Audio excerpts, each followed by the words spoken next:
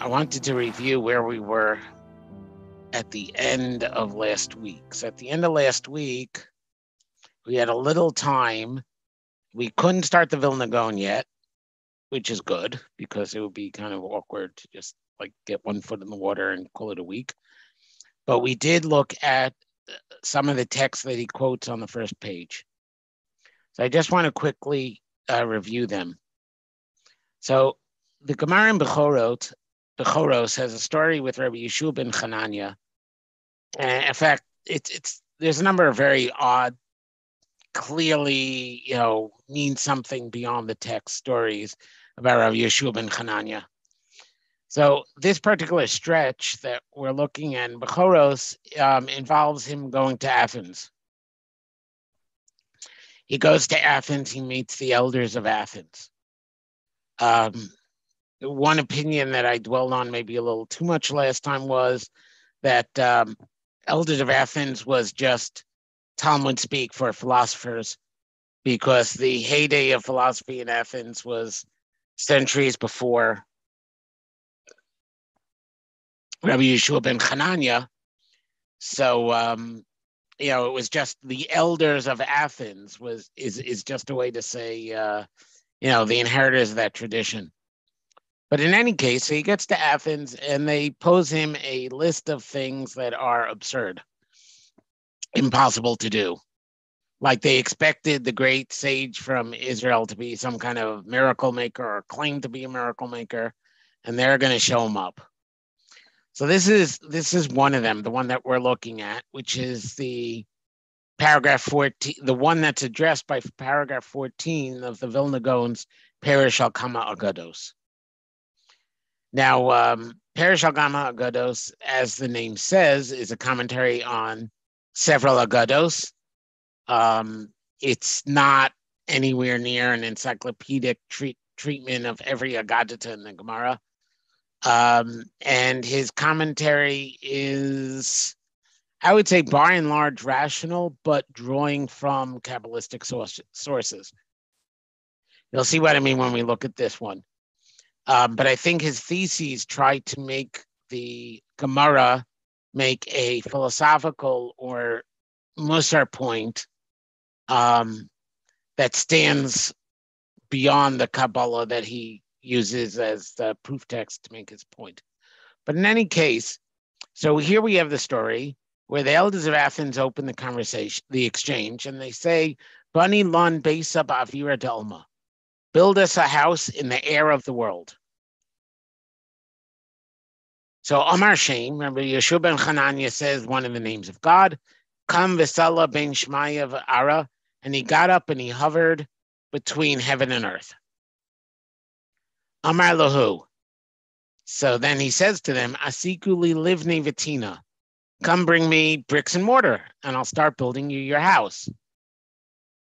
And that's where the story ends in our Gemara, but the Bach, who's more famous for his halachic treatise, the Bach has a text, did some textual work on the Gemara. He dug up this second line in the Vilna Gaon and addresses it. So Rabbi Yeshua ben Chananya says, pass me up the bricks and mortar and I'll build it for you. And the elders of Athens answer, Umi ika dematzi lasuke hasam. Is there anyone who can you find someone who could possibly carry them up to you? And he replies, Umi ika dematzi lebivne besav and Shmayel ara. Well, could you find somebody who could build a house between heaven and earth? So he responds, basically he gets them to give his response, right? He's sitting there, though. It's a little interesting, though, because he's sitting there, though, hovering in the air. And that doesn't pose any answers to either question of building the house or passing him the building material. Even though he's managed there to be hovering up there while he's asking them this exchange. It's just, to me, a hilarious mental image. Anyway,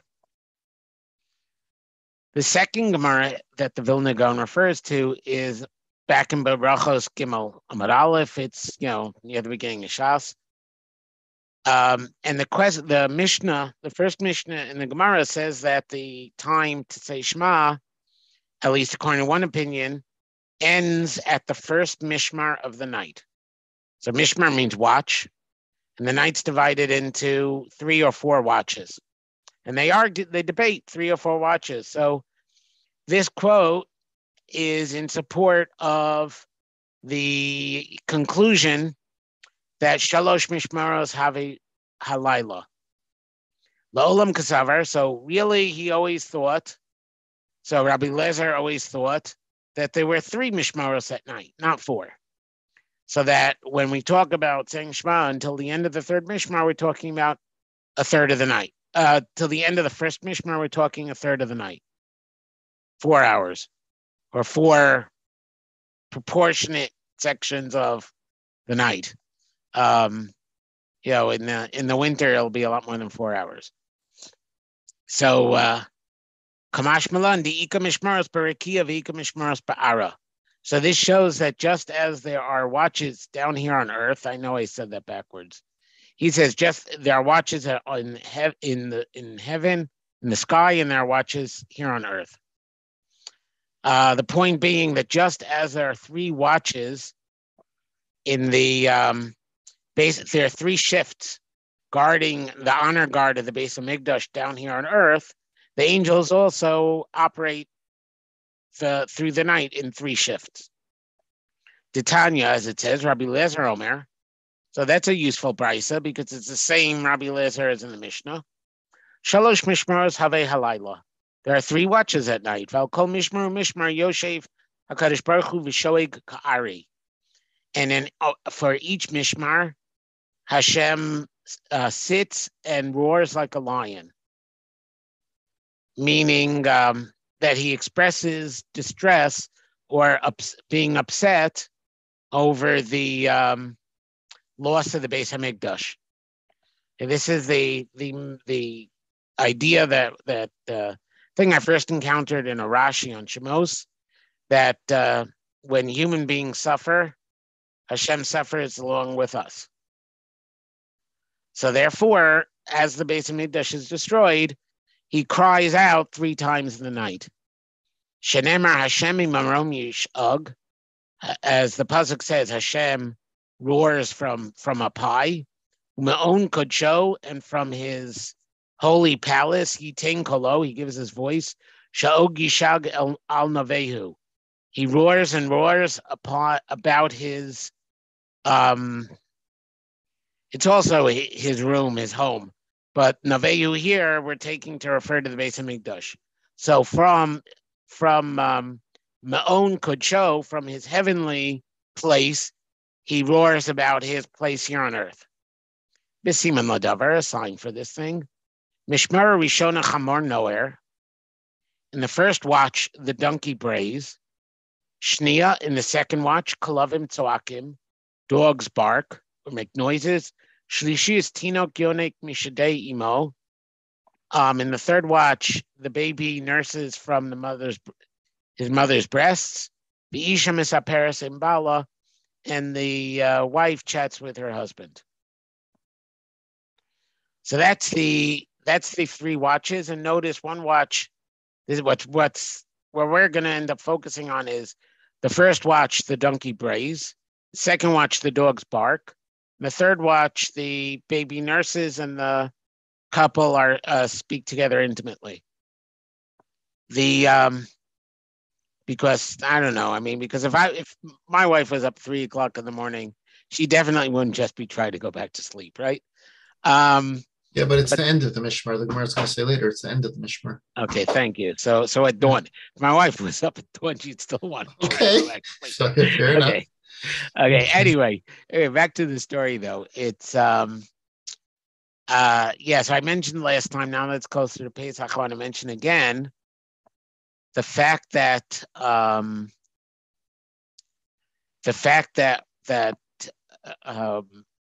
what's it called?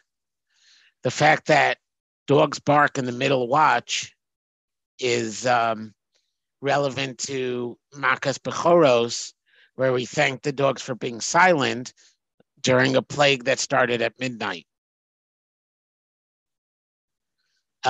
because here we're saying it's the nature of dogs to bark in the middle of the night. Being a dog owner, I could tell you that's not true of domesticated dogs. Maybe it's true of dingoes. I can't comment.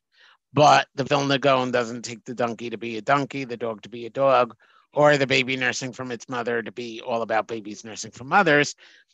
And that's where we'll go with that. But Omar. So now Zechariah is being introduced. This is from the book of Zechariah, Perek Hay. Zechariah is being introduced to a prophecy, and an angel's explaining his vision. Omar Mahi, who's this woman that I see? Vayomer Zosa Efa. Oh, sorry. What's this? This tub? I don't know. An ephah is a measure, so it's some kind of carrying vessel. What's this carrying vessel that I see? Vomar Zo Efa Hayotzes. It's the outgoing. It's the outgoing. Oh, they say it's approaching. Wow, did I read this differently than their translation? V'yomer Zos Einam B'chol Haaretz. This is their eye is through the whole land. V'nei Kikar Oferes Nises. A loaf of lead was carried. V'zos Isha Achas Yosheves B'soch Haifa. And there's a woman seated inside the vessel. Vayomer Zos Harisha. And he says that woman, that is wicked. That is the embodiment of wickedness. So the women the woman that Zechariah sees in this vision, the angel's explaining to him, is how his mind is interpreting wickedness and putting it into the metaphor, the dream of the prophecy. But and he throws her into the vessel, and traps it with the lead stone. So this clunk of lead is now trapped the woman who is the embodiment of evil. Anybody reminded of an Aggadah with this story? Moshe Yehuda, Ariel, somebody else who learned. Okay, this is what it made me think of. The men of Anshe Knesset Aggadah wanted to eliminate the Yetzer Hara, right? And they trap it in a lead vessel. The Yetzer Hara for Avodah Zarah is still to this day trapped in the lead vessel, so that the voice is muffled and you could barely hear it, and that's why we don't understand the whole idea of people, calling an idol their creator. And it just, here the prophet is taking a vision of a woman that is, his representation of evil, trapping her under lead. It just sounded to me like there's a common theme going there. But Sinai, which is a common idiom in prophecy for getting a new revelation. We have that also when at the Aggadah, when Avram sees the ram, right? Suddenly his eyes are open and he can see a ram that was there already. Two women are coming. Veruach kanfehem, and there is a wind from their wings. They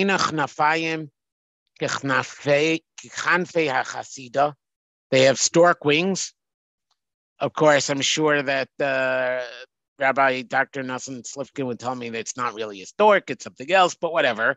It's stork wings as far as most people translate the word chasida. But Tisa'ena is a ephah, and they carry away the vessel, Bein Haaretz uvein hashamayim. And that's why the Vilna Gaon quotes all this. This vessel is now a home for evil floating between heaven and earth. V'amar el hamalach hadover bi. So now I say to the angel, Zechariah is telling us, the reader, he said to the angel who's explaining all this to him, Anahema molchos esefa, where are they taking this? Vayomer Eli livnos la bayis be'eretz Shinar, coming to build her a home in the land of Shinar. V'uchan, and it's ready. V'anicha shames al menuchasa, and they're putting her in her new home. Interestingly, they say set her down there upon a stand. And I thought Mechunasa would be her. Okay, something a little more positively phrased. They built her place, and now she's going in her location, where she belongs. But the Vilna Gaon will point out that it's very significant that the land is Shinar. Shinar shows up in the Chumash as what? It's the original name of the country of Bavel, right? Or it's Shinar. Bavel. Yeah. The people get together in the land of Shinar and they build a tower there that starts at earth and tries to reach heaven. You see the pieces of the theme that the Gemara is trying to build there. So, in particular, the place where evil lives is a building built in the land of Shinar. Okay. So with all those hints aside, we could start looking at what the Vilna Gaon actually wrote.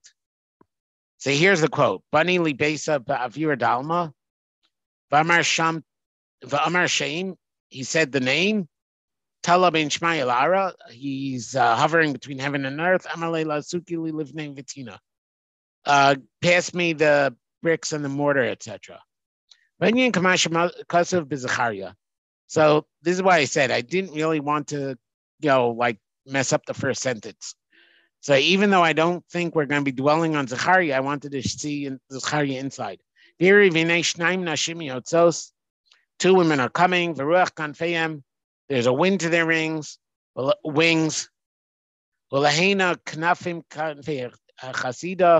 have wings like the wings of a stork.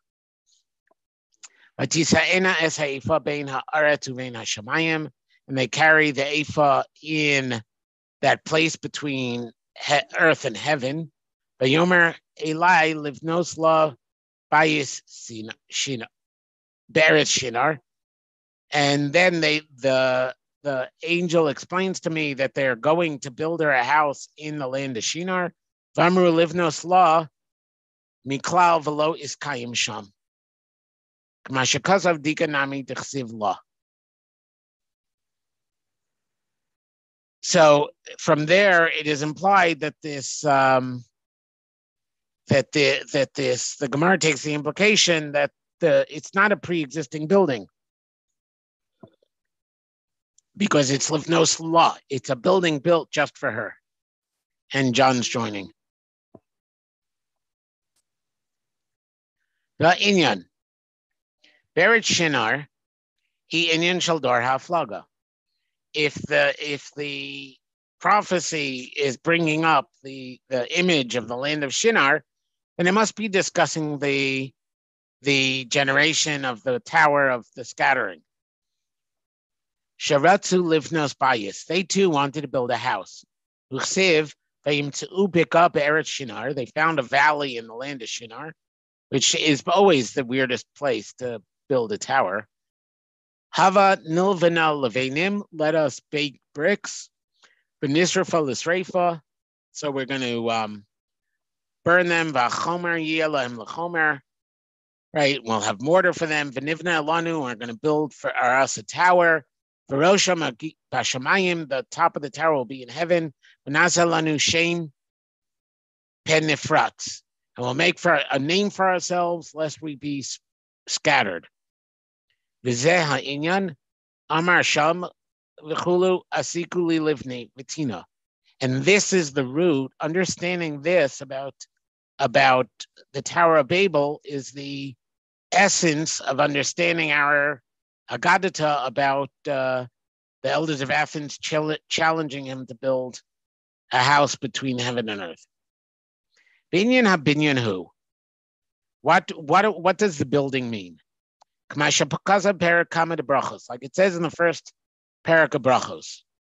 So this is again the Gemara we looked at length. Shalosh mishmaros harve balayla. There are 3 watches at night. Chazru mishvarshim. So he refers you to the commentaries, and the person who prepared the text tells you it's in the Marsha. Shahu al shalosh nefashos shel adam. That these 3 watches refer to the three souls of a person.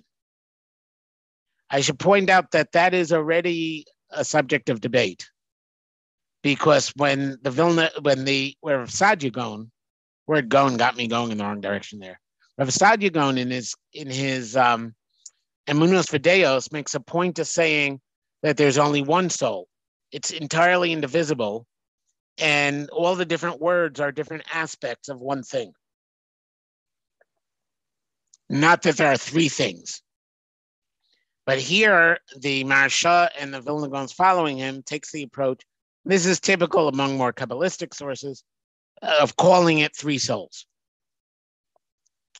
Nefesh, Ruach, Neshama. Some have another two, right? Chaya and Yechida. Yeah, so Chaya and Yechida, I mean, the Gra must also have Chaya and Yechida, because the Zohar does. And the Gra has a commentary on parts of the Zohar, so we know he bought into the Zohar. But the way Rav Aryeh Kaplan explains it is there are three aspects of the soul that are parts of the self. And once you get to Chaya and Yechida, you're already getting to levels of soul that are not, where an individual is not individualized. So when we talk about me, we're talking about Nefesh, Ruach, and Neshama, and then Chaya. So that's how it's 3 plus 2. That's where the line between the 3 and the 2 is. And why the Zohar sometimes has all 5 and sometimes only has 3 of them. But here, we're just going to refer to the 3. And frankly, in our study of relationships, it's really only the 3 that are most relevant to us, because those are the 3 that we use to build relationship. Or at least that's where my interest in this text is skewing your reception of the text. So, as usual, it will be Moshe Yehuda's job to check that. Although all you could chip in, but he's been spearheading the effort till now to check that I'm not reading too much of what I want to see into the words. If I don't keep you straight too well. Yeah. You know, when I came out with my book, that was the editor's biggest job. was throwing in like from here is implied, you know, that kind of thing. Right. Anyway, so nefesh. So I'm at the first line here. Nefesh, ruach, neshama. Now he's going to define each, because he doesn't assume that you're a Kabbalist. Nefesh, but again, Rav Sadia Gaon, strict Aristotelian, also discusses nefesh, ruach, neshama. This is not like you need to be into Kabbalah to handle these ideas. If you're not 40 yet, you could still learn this stuff. We're fine. Nefesh. Ba'tava linyanim hagufaniyim. So in the nefesh is the desire for physical things. B'zeh amru nefesh rechava. This is the expression in the Gemara to have a broad nefesh. So a glutton, right? Nefesh rechava. Ruach ba hakavod v'akina. Your ruach has the wonderful traits of honor and jealousy. Ego, everything we associate with ego. Kamasha kasav v'ruach gavoha, or gava ruach, right? The Mishnah calls it a high spirit, and Koheles talks about the height of a spirit. Ruach nicha'a shehu akina tiavesh. I can't read it. I guess it's time for a new prescription. Tiavesh, what? Garim, thank you. Garim, yeah. Pardon? So this is why I thought that the second Mishnah that I originally had on the first sheet may be better after we look at the Gra, because the Gra is going to discuss Kina. Kamasha Kasav, Berekev Atzamos Kina. Right? Kina is the rattling of bones. And all of honor and its midos are are taloi, are bound in the vanities of this world. But I should point out, hevel is another wind word. Ruach, nefesh, is a wind word in the sense that it's vayinafash is when we're. How does the Zohar put it? A neshama is when you breathe out. A ruach is the breath as it moves, and nefesh is when the breath comes to rest. And the idiom is kol denafach. Anybody who breathes out from within themselves, and therefore God breathes out from within Himself, so to speak, and that becomes where the like a glass blower into a glass. You know what? I'm gonna add this to next week's curriculum. We'll actually look at that. To the way the glass blower blows into the glass. So the neshima is where the lips touch the glass. The ruach is where it goes through the pipette to the hot glass being given shape, and the nefesh is where it comes to rest and gives the object shape. So those are all wind words, which is a very logical idiom for soul. I mean, you'd expect soul to be fire words or wind words. I mean, they're not heavy, they're not solid. Hevel, though, is also a wind word because hevel is a breath. Hevel is so it's kind of like all through Koheles, Hakol Havel, everything is nonsense. Hevel is breath in the sense of worthlessness. How much is it? Oh, it's only a breath. In fact, it's very significant that the son of Adam and Chava that doesn't make it past the first story is Hevel.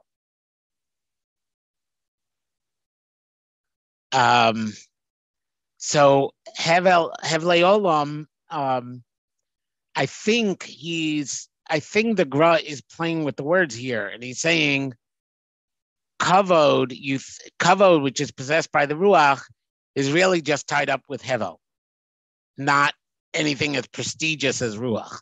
Ruach is an overly highfalutin word for having its own, for a person standing on their own honor. Mishmar Rishona. So now that we have the establishment of what triad the Gra is looking at, right? So the first triad is what? Is physical desire. It's where the soul meets the body, right? The second triad is ego. The second element of the triad is ego. The Ruach is ego. And Neshama, he doesn't discuss at all yet. Mishmar Rishona, the first watch. Betchila Yalda Shua Flataiva. Kia Yalados Vashichros. So the first watch is where desire is born, and he quotes Koheles about the birth and the dark.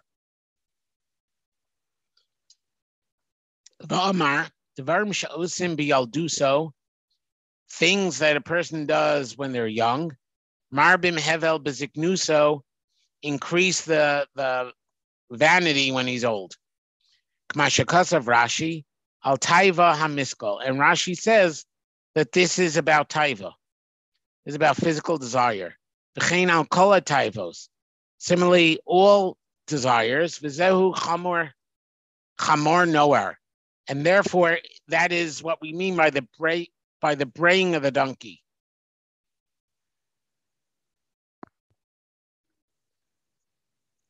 So something that the Gra, I thought, spent more time on, I guess not here, is the word chamor. Consistently in the Gra, when you deal with donkeys, he's expecting it to represent physicality. Chamor always represents in his system, whether he's discussing a prophecy or he's discussing a Aggadah, Like, why does Mashiach come riding on a donkey? Because he's a master of his chomer. So he rides a chamor because he's in mastery of his chomer. Avram comes riding a donkey. Bilam comes riding an asod. He is not in mastery. He's not a human being who rides and guides his chomer. His donkey is a different kind of animal. It's actually translated Hini, I think, in the original JPS translation, which is the opposite of a mule. Like if a mule is a horse father and a donkey mother, a Hini is a donkey, but I don't remember which is which, so whatever. But it's the other crossbreed that's not a mule. The waking of the donkey, the braying of the donkey, Shehu Baal Taiva, because the donkey is a thing of desire. Asher basar chamorim basaram. And that is why Yechezkel refers to the people who are overwhelmed, chasing their physical desire, the gluttons, the hedonists.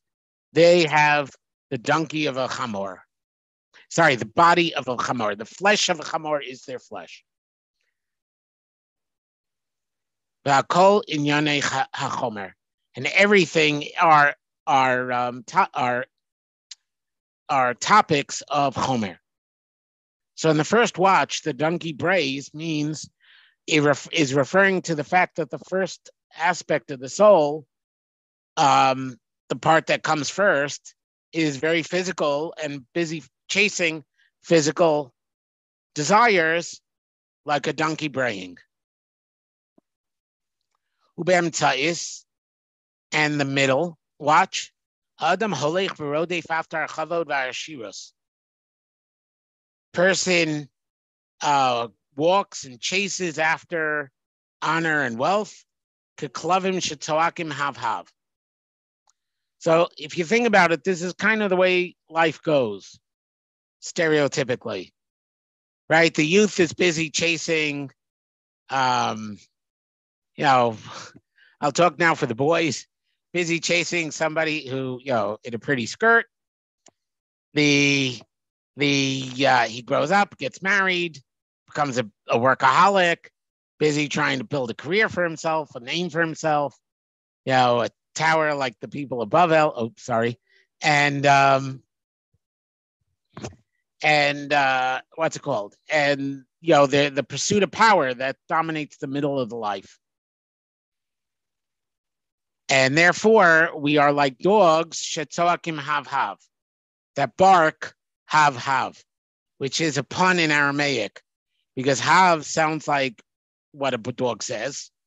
I mean, it's about as accurate as rough or bow wow.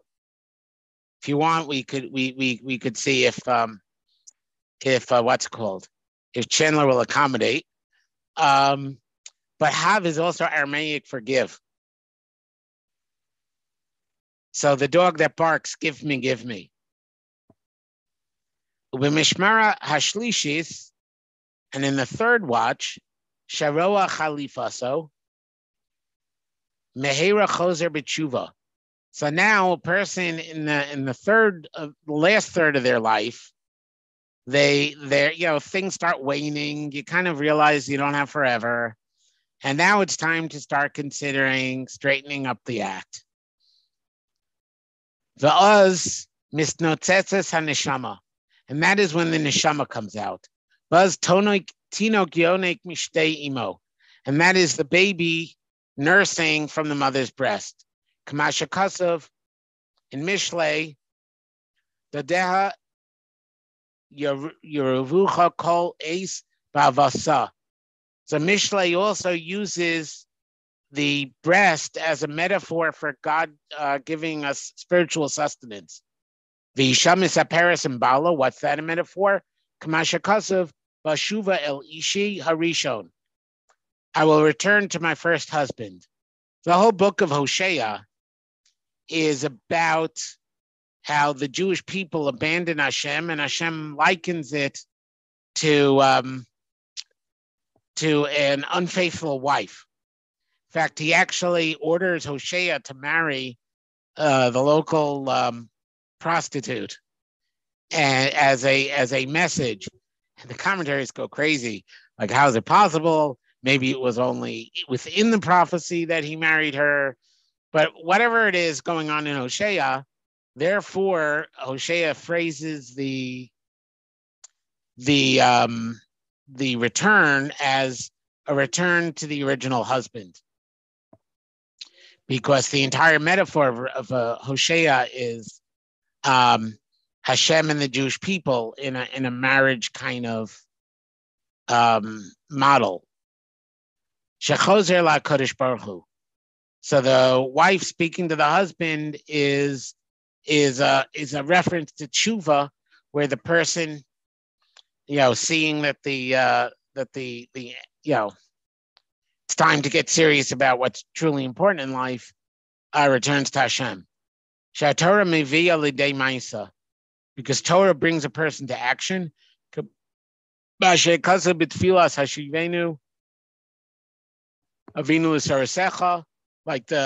we say in Shemona Esrei, Hashivenu Avinu l'Sarasecha, bring us back to your Torah, v'karvenu l'malkeinu l'avodasecha, and bring us close to serve you. So you see that the process that the tefillah expects is that study will lead to action. I never noticed in this Gemara that this is what the Vilna guy is saying, but he's saying, and it doesn't say v'isho ba'ala mesaprim or sapros. No, it says she's talking to him. It doesn't say that they're talking, and that's what he's basing. I never noticed that before. I didn't realize it either. I just assumed it was a reference to a close relationship, and the person's being close to Hashem. Doesn't say anything. You're right. You're right. It doesn't. No. You are correct. You're correct. I just didn't. Yeah. I just glossed over the difference. I mean, I got to the gross point without seeing the detail that you're highlighting. I should point out that the first time I saw this text was after I read The Juggler and the King. So I knew from Rabbi Aaron Feldman's book that is based on this text where the text was going before I read it. So I could miss a nuance and still end up in the right place because I knew where the right place was. In fact, until I was looking to make this source sheet, the only copy I had of Perishal Kama Aggados was I Xeroxed the pages from the appendix of that book because I didn't know it was available, mass produced in a clear print. Although this print, for some reason tonight, I'm not getting a very clear view of the print. V'hu inyan shel shlosha banim shel Adam harishon. And this is Adam's three children, Cain, Hevel, and Chase. Cain asak ba'avodas ha'adama. Cain worked the land. Lechem lechol lasova. Right? He made bread to eat until satiated. The Hevel asak ba'avodas hatzon. Hevel worked sheep, right? He was a shepherd, the first shepherd. K'masha kasuv, v'ashtaros tzonecha, which is in Devarim, shem ashros espa alehem. So it's taking the phrase ashtaros tzonecha, and that odd word being used for flock in Devarim, and using it to say that it's from the word osher. See the ayin, shin, and resh? And saying that it's ma'asheres espalehen. It's not the flock, it's the source of income for their owner. And therefore, he's identifying Hevel with the ruach, the middle watch, the ego, the money, the power, the jealousy. B'kinyanim hamerubim. Oh, sorry. Shemasrim isma'aleim b'kinyanim hamerubim. They enrich their owners with lots of acquisitions. V'sheis, who's born after the whole incident, b'dmuso b'tzalmo, is created in the form and the image of, in the structure and the image of Adam, the way Adam was in the structure and image of Hashem. So Shais is more described as in the image of Hashem as his two first brothers were. Miklal da'ad hashta olid ruchin bishin v'shadin. So it says that until now, there were spirits and demons and other such spiritual entities that were born. Ve'ein Kain Hevel kidua.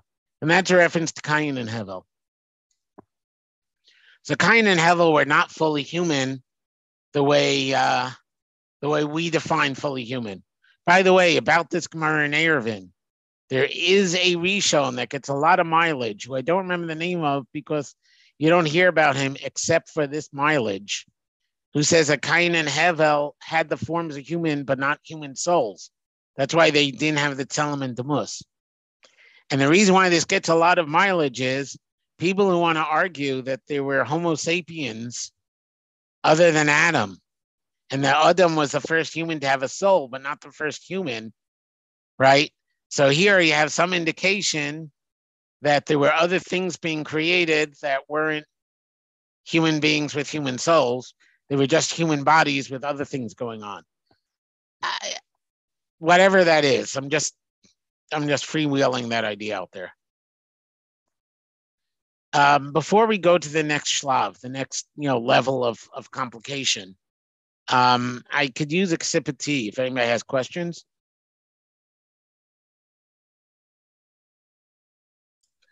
Did he explain the connection to Cain, Hevel, and Shais yet? Did I miss it? Or is he still going to explain it? Well, he started it. Okay. Okay, so I didn't miss anything. Okay.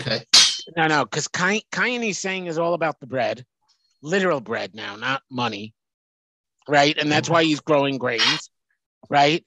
And his bread is associated with filling his stomach, because it says lechem lechol lesova. Hevel is that the parallel to the first Mishmar and the young man who's running after physical pleasures. Okay. Hevel, but bread is not so bad. I mean, but okay. Oh yeah, okay, fine. But it's bad when like the only thing that you're known about is that you like eating cake or bread or whatever. Yeah. Okay. Right. No, the whole thing is a little problematic. Well, okay, whatever. The Hevel asak bevodas hatzon. Hevel is now being used as the model of jealousy and pursuit of wealth and power and all that, because he raises son, and son are being used as the paragon of wealth in Devarim. Guy who has sheep, he has a source of wealth. So they're not saying Hevel raised sheep to raise sheep. Hevel was the first guy who made his whole life about, having money and control. I'm getting it a little better now. I missed it. I couldn't understand the difference between the bread and the sheep. This is why I asked to pause. I realized I was going too quickly and figured there were questions. This is why I stopped. The Shais, the Demusa B'Tzalmo, and Shais it corresponds to the last watch, the guy who does tshuva, the neshama, right? Because Shais is the only one who's described as being in the image of the one who's in the image of Hashem. So therefore, Shais is the third highest, the spiritual, the godliest. So therefore, that is the basis of his argument that Cain, Hevel, and Shais. Now, you should know that right there is Shubi, right on the other side of the screen. And he has called me 8 times now in the last 30 seconds. Please stop, Shubes. It's distracting. Shubi's mom's in Israel, so I am trying to, basically the fact that we're doing this means he's bored, so he's calling me. Please don't, Shubi. I don't want to interrupt the class to discuss this. Okay, whatever. So that's the 3 sons and how they correspond to the 3 watches. He didn't yet explain to you how all of this goes back to the Tower of Babel, right? Or to the original Gemara. But right now, what I want to focus on is that you now have three aspects of the soul, and why I brought up this, how I relate to this Gemara, this Gra's take on the Gemara. The Nefesh lives in this world, provides bread. Bread is the crowned kli in the Beis HaMikdash of the Shulchan. When we talk about the Shulchan being the crown of the Shulchan being the crown of Malchus, right? One of the elements was because there's bread, it provides bread for the masses. You see where I'm going with this now? No? The ego is all about me. So right? So he's saying that a bad ego is somebody who didn't have a proper relationship with their own soul, and therefore they're into ego and power. Right? And the neshama, the third watch, is all about having a proper relationship with HaKadosh Baruch Hu. So Cain is somebody obsessed with his relationship to his own body, instead of seeing that weed is what you're supposed to use to reach out to somebody else.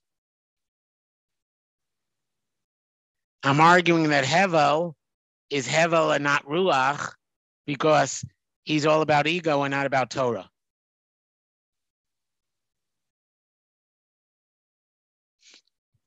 And then you get to Shais, and Shais is spirituality. It's fine if you don't like the argument yet. I'm building it. You know, it's not done. Okay, this is just one piece. But this is how I see the 2 3s lining up. So that I see, basically the way I see, let's not give away a punchline. We'll develop it more, and then I'll see if you guys buy into the next line of my idea. The Yadua should. Oh, any other questions before I go on?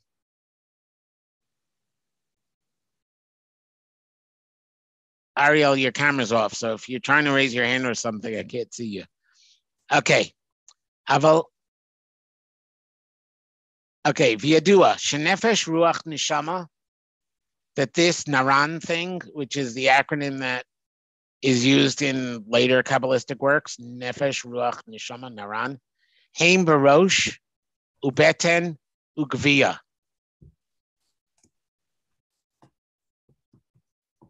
So the Nefesh Ruach Neshama, not in this order, are in the head, the stomach, and what would you say Gavia is? Sexual organs. Thank you. I was going to go with loins, but loins didn't sound very 21st century. Shesham, yeah, that's why I said he says nefesh ruach neshama, but he means neshama ruach nefesh. Shesham nefesh ruach neshama. B'moach leiv v'kaved. In the brain, the heart, and the liver. Could you do a liver? Yeah, okay. Shahim neged shamayim va'aretz va'avir. And they correspond. The liver was the source of the blood. Right. Right, but often it's klayos, kidneys. That's one of the thinking organs. That's why, yeah. The right counsel, right? Right. Well, because they knew that kidneys sort. Right.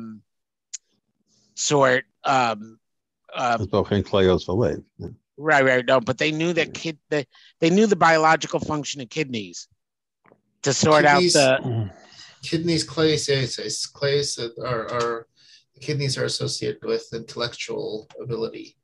Right, but kidneys physically discern. because they take out the poison and leave the. Yeah, but that's not what Chazal mean when they say Kleis Yaitzus, is it?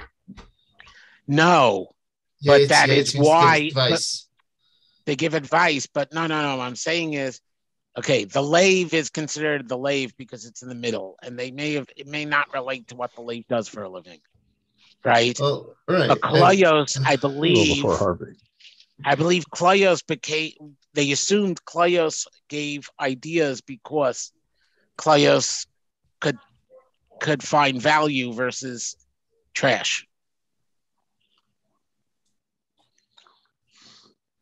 You don't have to like it. I'm not convinced. It's where I think it comes from. I believe it's where the medieval people thought the Greeks got it from. Whether or not you want to buy into that's neither here nor there, and it doesn't even mean that it's a done deal among the medievalists, and the modern academics may have a different opinion also. Anyway, Lachain,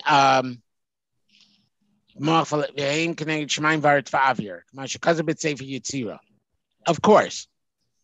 Lachain, Kayin Ish Adama. Kayin's a man who works the ground because he is the lowest of the three. Vamar lehevel lama ata over alad masi. Why are you walking on my ground? Krach ba'avir, go float in the air. The medrash, I think.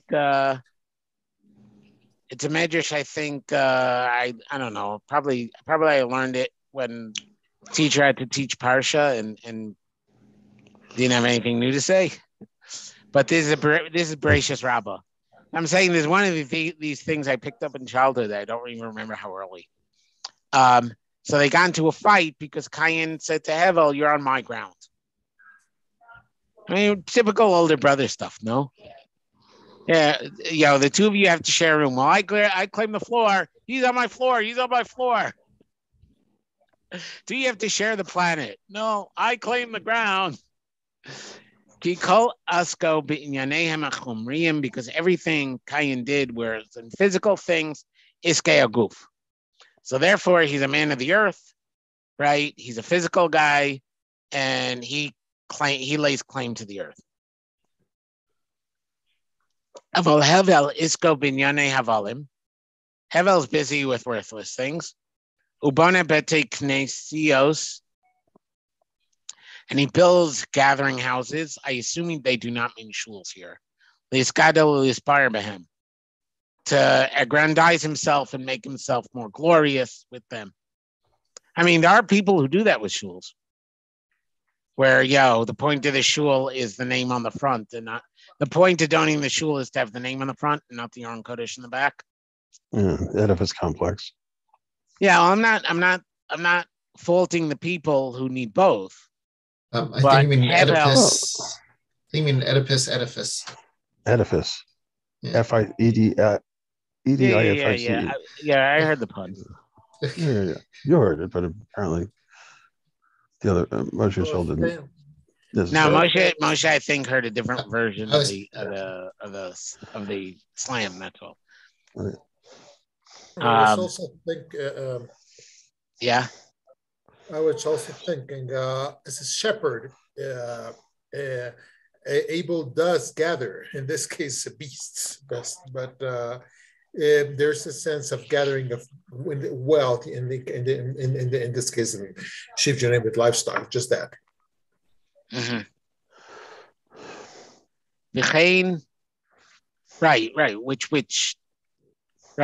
Which remember that Gra is focusing on a pasuk in Devarim, which describes a flock of sheep as a flock of wealth.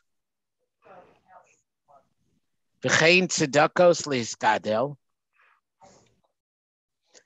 Oh, so I guess it is shuls. He gives tzedakah in order to be great. Shekasa b'zohar. Al pasuk v'nasa lanu shem. Now he's going back to, so he quotes the Zohar. He's quoting the Zohar on the Tower of Babel. Let's make us a name for ourselves. B'chol zeh hevel. So Nasa Lanu Shem is the person who builds the shul to have the plaque. He gives tzedakah to be the famous philanthropist. The Zohar associates this kind of egotism with the people who build a tower up to heaven in Migdal Bavel, and that is Hevel. That is the emptiness that Hevel pursues. Kamasha Kasav, the Koheles, Havel, Havalim, Hakol Havel. Everything, vanity of vanity, everything's vain. Ma Yisra La'adam, B'chol up. Havel Havalim, vanity, vanities. Ma Yisra La'adam. What does it add to a person? B'chol Amalo, in all of his labor. Sheyamal Tachas Hashemesh, that he toils under the sun. The Gra, in his commentary on this pasuk, I corrected myself. No, these are two different pasukim. Havel Avalim Amar Koheles Hakol Havel is the second pasuk. That was correct. Ma Yisrael Adam is the next pasuk. It's not I jammed together two pasukim because I didn't remember from when I prepared. No, they're two separate pasukim, but they're next to each other. Fine. But Amro Tachas Hashemesh Ein Lo. A person who toils for something under the sun, down here on earth, that is Hevel and doesn't get you anywhere. But if you toil for something above the sun, something lofty, then toiling does have value, does add to a person. And he's saying that when we talk about Avir, about building a castle in the air, we're talking about under the sun. V'chol inyan shel koheles hakol hu inyan shel hevel, and the entire topic of koheles is all about avoiding. He doesn't say avoiding. That's my own interpolation. Hevel, pursuing pointless things. What does a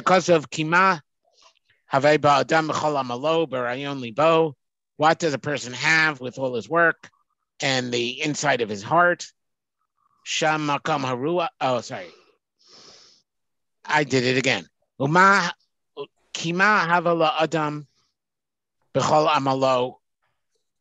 Because what does a person have with all his work? Canal. And the inside of his heart, that's the place of the Ruach. Shu amal tachas hashamesh, that he labors under the sun. Kikol yamav v'chulu. Gamze hevelhu. So that too is hevel.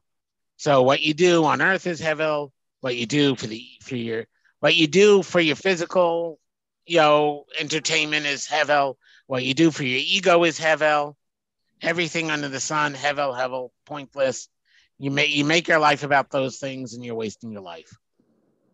Lechote nasan inyan lesof v'lichnos laseis letov lifnei halokim gam ze hevel u'us ruach.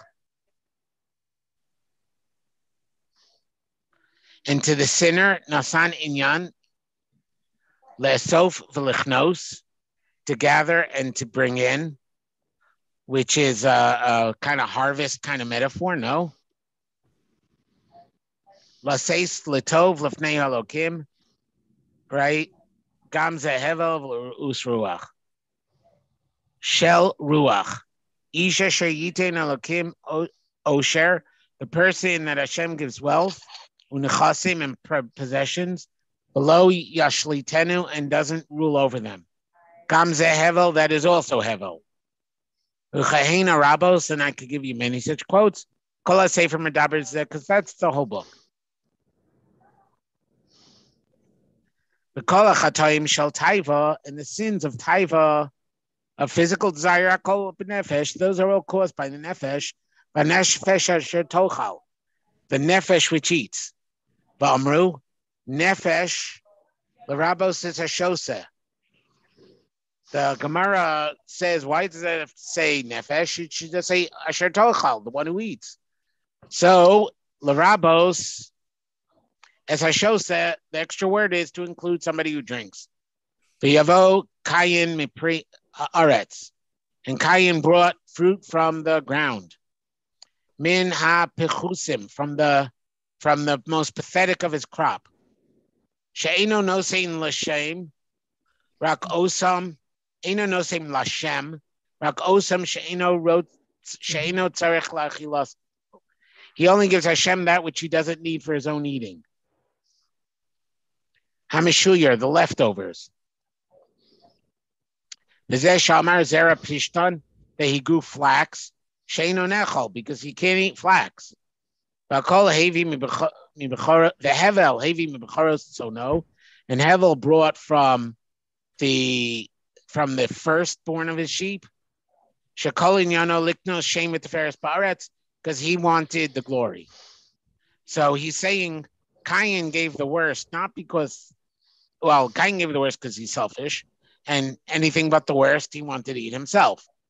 Hevel gave the best, not because he actually was on the right page, but, he wanted God to have the best, but he wanted to be known as the kid, he wanted the parents to know, oh, that was the kid who gave the best.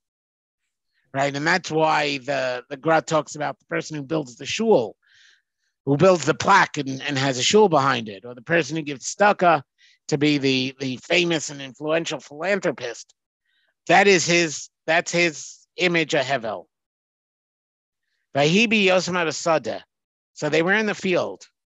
Vayakam Cain el Hevel Achi Vayahargehu. And Cain got up to Hevel, his brother, and killed him.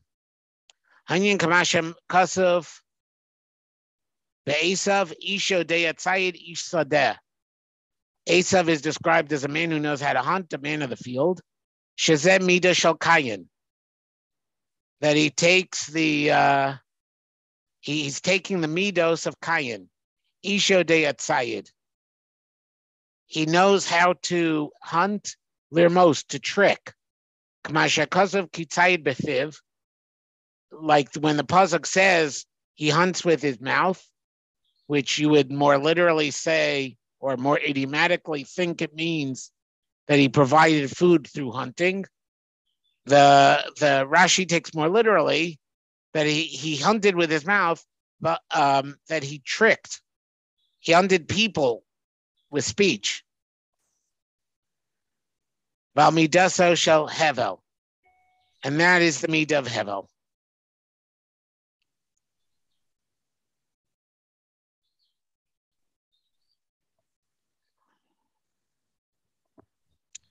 Okay, we're okay. This is a checkpoint because long paragraph. Everybody ready for the next layer of the thought? Jordy, I agree that it doesn't work. That you and I are not Hegelians. I would agree with that.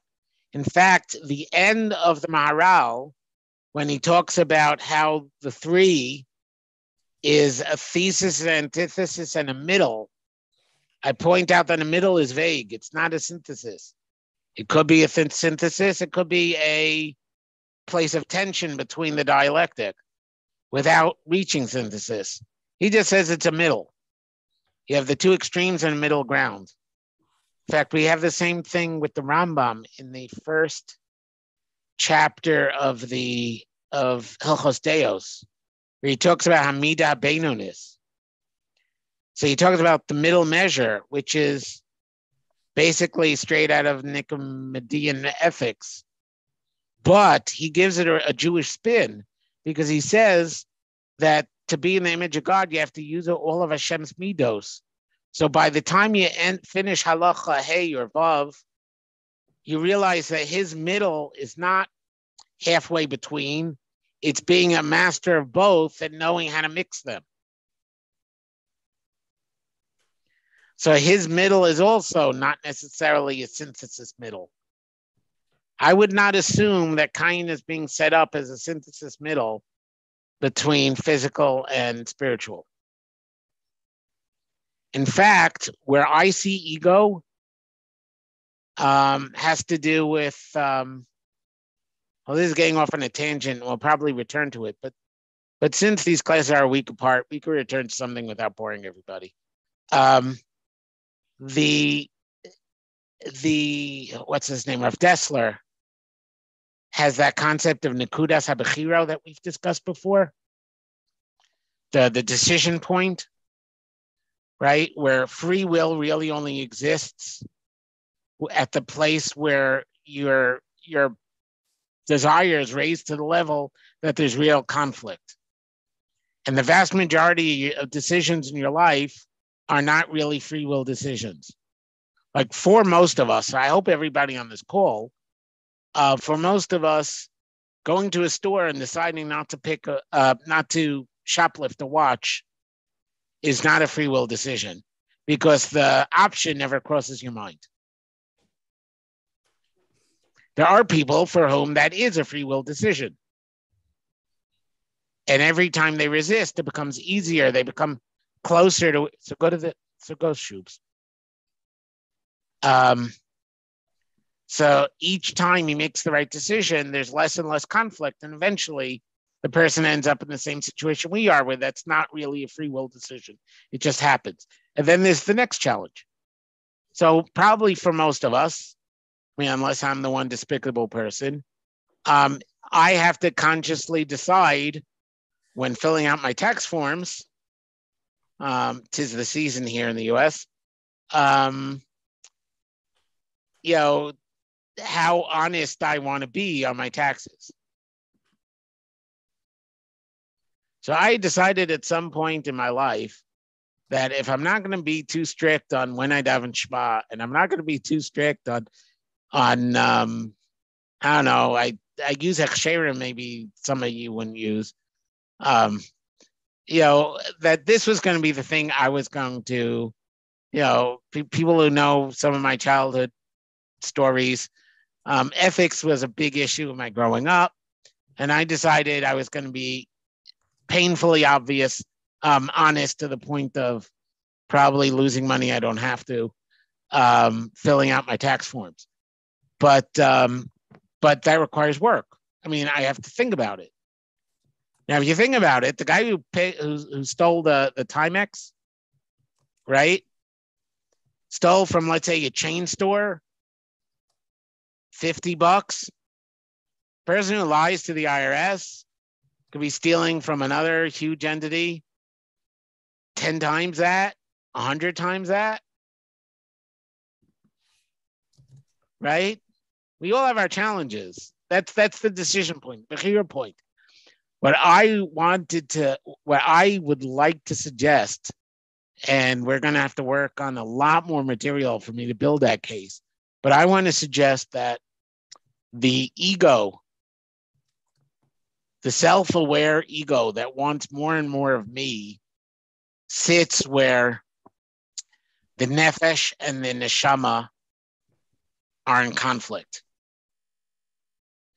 So Hevel is not, in my mind, the product of a synthesis. Hevel, in my mind, is the product of somebody who refuses to deal with the dialectic. So instead of the middle being a place where I could choose how much spirituality I want to pursue, how much physicality I want to pursue, it turns into an end in itself. Right? Hevel should be giving me the means to serve Hashem or to serve other people, or if necessary, the means to eat. Hevel shouldn't be about getting wealth in order to get wealth. So when you talk about Ruach as the middle between Nefesh and Neshama, I see it as a place of tension, that it only exists because we're both here on earth and in heaven. We build a third world for ourselves between our ears, even with our imaginations, only out of the issues we're aware of, and we're only aware of the issues where there's conflict. Now that's where I want to go a year from now, but that's just giving you a sense of the tour. T-O-U-R, not Tesvav Reish.